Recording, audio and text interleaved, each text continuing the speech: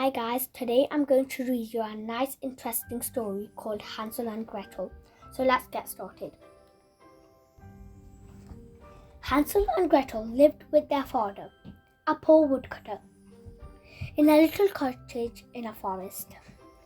When Hansel and Gretel's mother died, their father married again. Hansel and Gretel's new stepmother was selfish and mean, the cruelest woman they had ever seen. One night, when the children were in bed, Hansel and Gretel's stepmother said, "Husband, we only have food for one more day. We must send Hansel and Gretel away, otherwise we will all starve." Father said no, but stepmother said, "They have to go." Later that night, Hansel crept outside and collected some pebbles.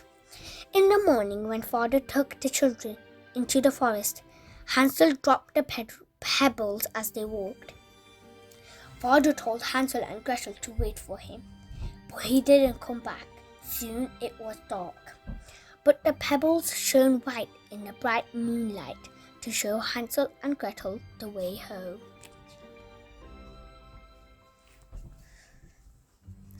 Hansel and Gretel walked all through the night to get home.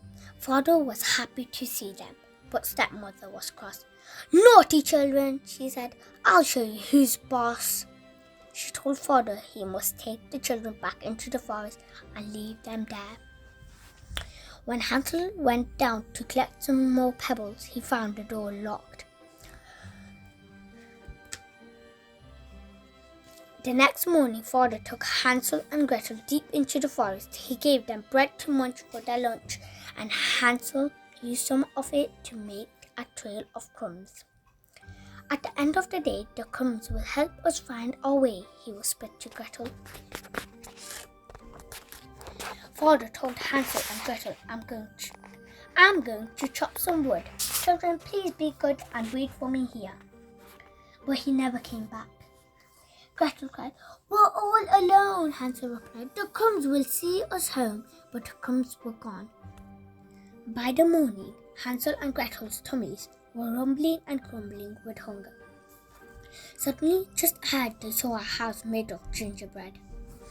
An old woman poked out her head. "Come inside, my dears," she said. But the old woman was a witch. She locked Hansel up and gave Gretel a mop. "Do the housework," she said. Every day the witch told Gretel, "Cook your brother some tasty food. When he's nice and fat, he'll taste good, and I will eat him." Every morning the witch told Hansel, "Hold out your finger so I can feel if you're fat enough to make a meal." However, Hansel knew the witch couldn't see. Her eyes were so sore and red, so he tricked her and held out a bone instead. One day, the witch couldn't wait any longer. "I'm going to cook and eat Hansel," she said. "Gretel, light the oven now," Gretel replied. "But I don't know how." The nasty witch cried, "Just crawl inside. Look, I'll show you how to do it right." Gretel pushed the witch in and shut the door tight. Gretel unlocked the cage. She and Hansel could go. But first they went round the cottage looking high and low. They opened a door and oh, what a sight! They found piles of jewels all sparkling and bright. Hansel and Gretel soon found their way home, where father was waiting all alone. "Your stepmother has gone," he said, hugging them tight. "From now on, everything will be all right." With the witch's jewels, they would never be poor again, and they all lived happily ever after.